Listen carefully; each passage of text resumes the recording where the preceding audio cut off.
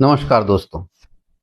आज हम आपको एक कहानी सुनाएंगे और इस कहानी के माध्यम से हम आपका ध्यान आकृष्ट करेंगे देश में, हमारे देश में ही नहीं बल्कि विश्व के बहुत सारे देशों में दशकों से जारी संभवतया सबसे बड़े आर्थिक षड्यंत्र एवं कर्ज के दुष्चक्र की ओर।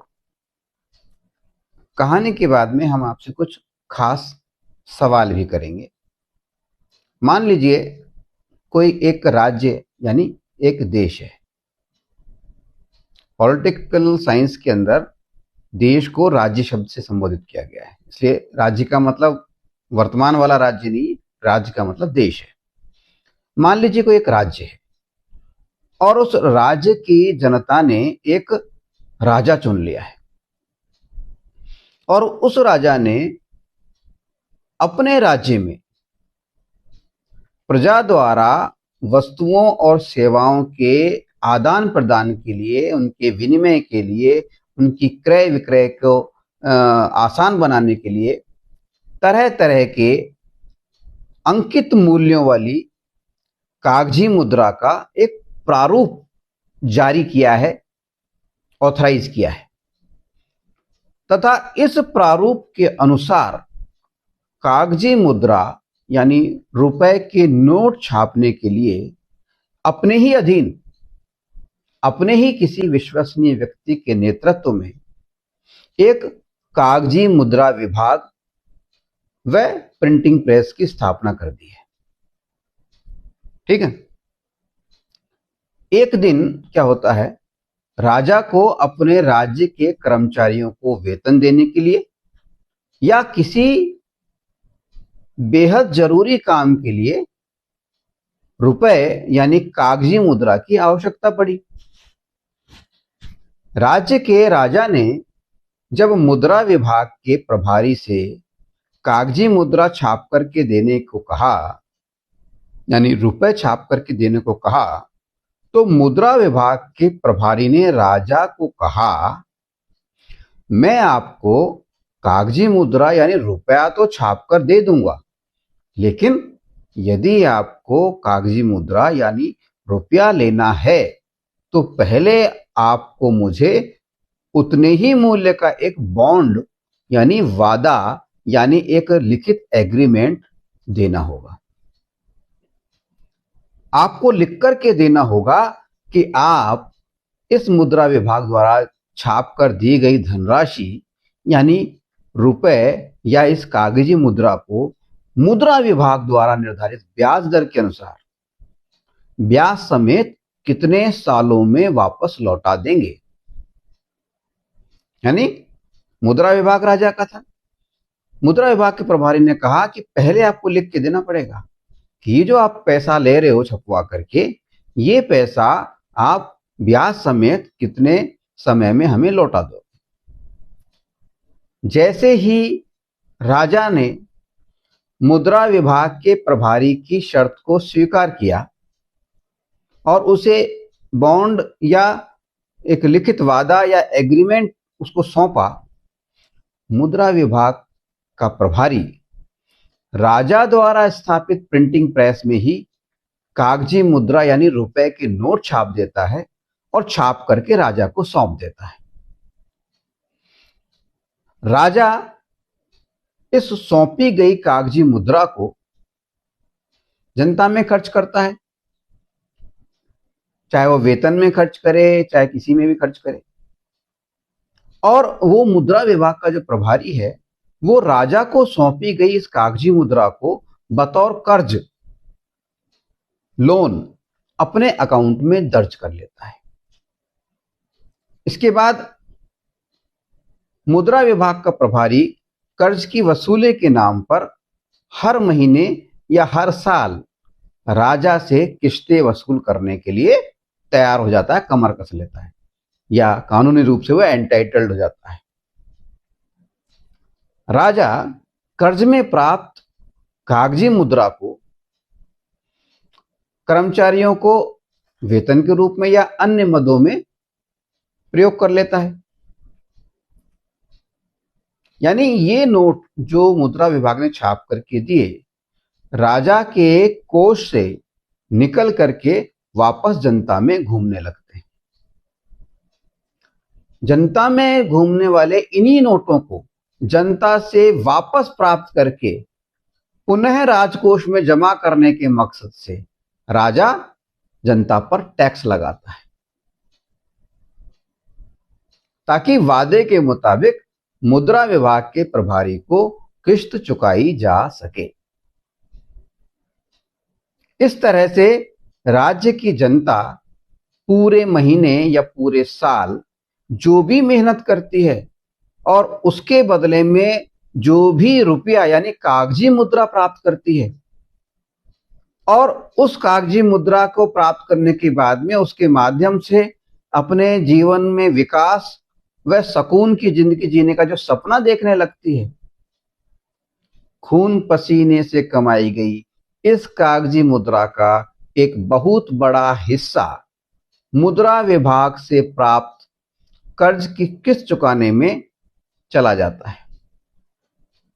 ज्यों-ज्यों कर्ज बढ़ता जाता है, ज्यों-ज्यों कर्ज की मात्रा बढ़ती है, टैक्स की मात्रा भी बढ़ने लग जाती है, और जैसे जैसे टैक्स की मात्रा बढ़ती है, जनता की बचत कम होने लगती है, और जैसे जैसे जनता की बचत कम होने लगती है, जनता भविष्य के प्रति चिंता में डूबने लगती है, और चिंता के कारण सामाजिक मेल मिलाप भी कम हो जाता है। परिणाम ये होता है कि व्यक्ति अकेलेपन का शिकार होकर अवसाद में पहुंच जाता है। ये तो हुई कहानी। अब है कुछ सवाल। हमारा पहला सवाल है, यदि राज्य राजा का है, मुद्रा विभाग भी राजा के द्वारा ही स्थापित किया गया था, प्रिंटिंग प्रेस भी राजा के द्वारा ही स्थापित की गई थी, तो राजा द्वारा नियंत्रित विभाग द्वारा स्वयं राजा से ही बॉन्ड भरवाना और छाप कर करके दी गई कागजी मुद्रा यानी रुपए पर ब्याज मांगना क्या अटपटा नहीं लगता? क्या ये उचित है? आखिर इसका क्या औचित्य हो सकता है? यदि हम तार्किक नजर से देखें तो मुद्रा विभाग के प्रभारी द्वारा राजा से बॉन्ड भरवाने और उससे ब्याज तक मांगने की जो मांग है वो हास्यास्पद है। इस प्रकार की मांग का कोई औचित्य नहीं है।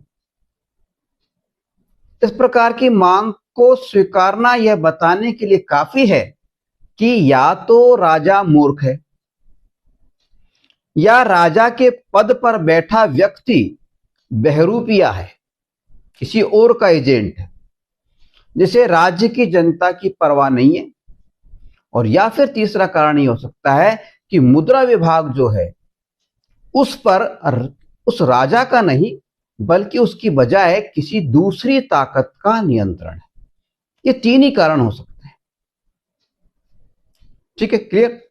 अब हमारा दूसरा प्रश्न कि बॉन्ड यानी एक लिखित वादा या एग्रीमेंट, इसकी शर्त को स्वीकार करके मुद्रा विभाग से बतौर कर्ज कागजी मुद्रा या नोट प्राप्त करने से राज्य की जनता पर क्या प्रभाव पड़ता है?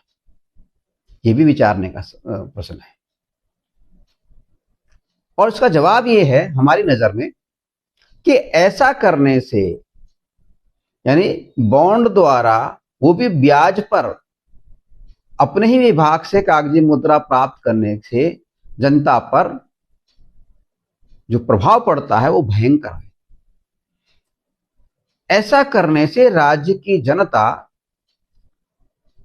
भयंकर रूप से गुप्त आर्थिक शोषण का शिकार हो जाती है। गुप्त इसलिए कहा क्योंकि ये आर्थिक शोषण ओपन में नहीं दिखता। दरअसल यदि हम गौर से देखें तो पाएंगे कि ये जो रुपया है या मुद्रा है या कागजी मुद्रा है, इसको प्रिंट करने में मुद्रा विभाग को लेश मात्र भी जोर नहीं आया, लेकिन इसको कमाने में लोगों को बड़ा जोर आया। अब हमने क्यों कहा कि मुद्रा विभाग को कोई जोर नहीं आया? हमने ये बात इसलिए कही कि मुद्रा विभाग ने जो भी नोट प्रिंट किया उसके लिए जो भी जरूरी संसाधन थे, चाहे से किसी को पेमेंट दिया या किसी को वेतन दिया, उन सब के बदले में वही नोट पकड़ाए गए जिनको उसने बिना किसी फिक्स मानक यानी स्टैंडर्ड के मनमाने ढंग से छापा था। ठीक है, मनमर्जी से छाप लिया, परंतु मनमाने ढंग से प्रिंट किए गए इन नोटों को प्राप्त करने के लिए देश के प्रत्येक व्यक्ति को बदले में अपना ज्ञान, समय व श्रम खर्च करना पड़ा। और ज्ञान, समय व श्रम खर्च करके प्राप्त किए गए इन नोटों पर जब राजा ने टैक्स लगाया तो लोगों की मेहनत यानी ऊर्जा का एक बड़ा हिस्सा जो कि उसके विकास में काम में आता, वो राजा के राजकोष में जमा हो गया।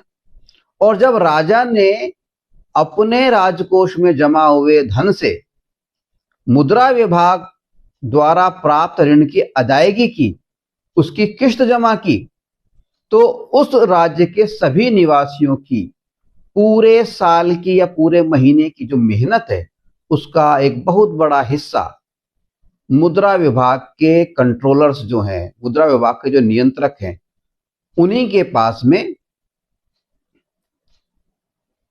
पहुंच गया, उन्हीं के द्वारा छापे गए नोटों की शक्ल में पहुंच गया। समझ में आ रही बात? यहां एक बात और ध्यान देने की, सवाल दिमाग में आ सकता है हमारे कि मुद्रा विभाग क्योंकि स्वयं नोट प्रिंट करता है, अतः वास्तव में जनता से वापस नोट जो आए नोट हैं उससे उसे कोई फर्क नहीं पड़ता, परंतु फिर भी वो किस्त लेता है और ब्याज के रूप में अपने ही द्वारा छापे गए नोट वापस ले लेता है पब्लिक से। आखिर इसका कारण क्या है? असल में इसका कारण सिर्फ एक है, और वो ये कि नोट तो सिर्फ एक सिंबल है, प्रतीक है। इस प्रतीक के माध्यम से वास्तव में वो पूरे राज्य की जनता की मेहनत को हड़प कर रहा है, क्योंकि मेहनत के बदले नोट मिला था, यानी हर व्यक्ति की मेहनत नोट के अंदर सेव हो गई। तो जब नोट वापस ले लिया, इसका मतलब मेहनत को हड़प लिया। तो नोट तो केवल सिंबल है, वास्तव में इस नोट के माध्यम से वो जो मुद्रा विभाग था उसने जब नोट वापस लिए तो वो मेहनत को, जो जनता ने मेहनत की पूरे साल भर, उसको वापस खींच लिया अपने पास में। और इससे क्या हुआ, जब उनकी मेहनत हड़प ली गई जनता की, तो लोगों को अपने अन्य दोबारा मेहनत करनी पड़ी। तो लोगों को व्यस्त रहना पड़ा, यानी मुद्रा विभाग क्या कर रहा है, उनकी मेहनत को हड़प करके लोगों को अपने अनुसार व्यस्त रखने यानी काम करते रहने के लिए मजबूर कर रहा है, उनको रिलैक्स नहीं होने दे रहा है। दरअसल इस दुष्चक्र के कारण राज्य व राज्य की जनता के विकास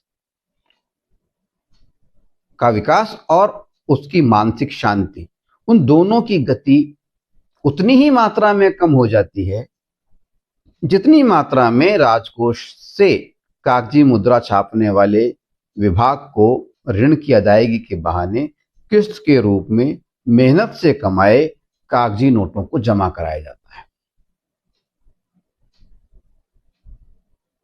ठीक है, अब मुद्रा विभाग के नियंत्रक चाहते हैं कि राज्य की जनता उनके इस गुप्त षड्यंत्र को समझे बिना इस दुष्चक्र में फंसी रहे और अनंत काल तक उनके नियंत्रण में बनी रहे, तथा राज्य या विश्व के सभी वस्तुओं, सेवाओं और संसाधनों पर उनका एक छत्र एकाधिकार बना रहे।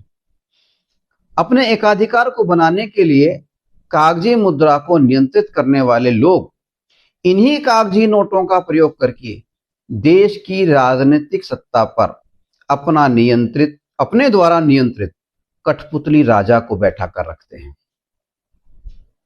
और ये जो कठपुतली राजा किसी भी देश की सत्ता में बैठता है, वो कठपुतली राजा सत्ता में बैठते ही कागजी मुद्रा छापने का एकाधिकार यानी लाइसेंस उन्हीं लोगों को वापस दे देता है जिन्होंने उसे राजा बनाने में मदद की थी। इस प्रकार से अंतहीन शोषण का यह सिलसिला चलता रहता है और लोगों को कुछ भी समझ नहीं आ पाता। लोग सपने में भी नहीं सोच पाते हैं कि उनकी गरीबी का असली राज इस कागजी मुद्रा छापने के मनमाने षड्यंत्र में छपा हुआ है। यानी इस कागजी मुद्रा के पीछे कोई फिक्स स्टैंडर्ड नहीं है, मनमानी है। अगर स्टैंडर्ड हो तो कोई दिक्कत नहीं है, लेकिन कोई स्टैंडर्ड नहीं है, मनमाने ढंग से छापा जा रहा है। इस कहानी में राजा के स्थान पर अपने देश के सत्ताधीशों को और कागजी मुद्रा विभाग के प्रभारी के तौर पर हमें सत्ताधीशों को कर्ज के रूप में कागजी मुद्रा या डिजिटल मुद्रा उपलब्ध कराने वाली सबसे प्रमुख संस्था यानी रिजर्व बैंक ऑफ इंडिया या आरबीआई या उसके द्वारा नियंत्रित बैंकों को अगर हम रख करके देखें तो आपको बहुत कुछ समझ में आएगा। शायद आपको देश की जनता के साथ हो रहे इस अकल्पनीय आर्थिक षड्यंत्र का कुछ आभास हो। यदि आपको लगता है कि हमारी बात में जरा भी दम है तो कृपया उस रुपए के सिस्टम को समझने के लिए छानबीन शुरू करें, जिसके लिए आप और हम दिन रात दौड़ते हैं, अपने स्वास्थ्य से खिलवाड़ करते हैं, घर परिवार को छोड़कर अनजान शहरों में पड़े रहते हैं और या फिर परिवार के साथ रहकर भी उसे समय नहीं दे पाते हैं।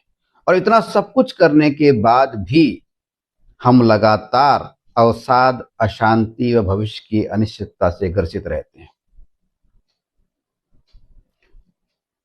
हम भी आपको इस रुपए के सिस्टम पर ये जो शोषण हो रहा है इसके बारे में छोटे छोटे वीडियोस के माध्यम से जानकारी देने की प्रयास करेंगे और आप भी इस सिस्टम को समझने के लिए अपनी जानकारी बढ़ाएं और इसकी छानबीन शुरू करें। सबसे महत्वपूर्ण चीज है, आखिर हम लोग इतना कमाते हैं, इतनी मेहनत करते हैं, फिर भी देश के अंदर ऐसी स्थितियां क्यों हैं? हम गरीब क्यों हैं? आखिर पैसा जाता कहाँ है? और ये भी सवाल है, पैसा आता कहाँ से? ये दिमाग में होना चाहिए। पैसा आता कहाँ से? कभी सोचा आपने? आप सोचेंगे पैसा सरकार देती है। सरकार कहाँ से लाती है? जवाब मिलेगा, सरकार को पैसा मिलता है रिजर्व बैंक से, नोटों के माध्यम से। अब सवाल यहां पर ये उठता है कि रिजर्व बैंक जब सरकार को पैसा देता है तो वो बॉन्ड किस बात का भरवाता है और उस पर ब्याज क्यों लगाता है? जरा विचार कीजिए। जय हिंद, जय भारत।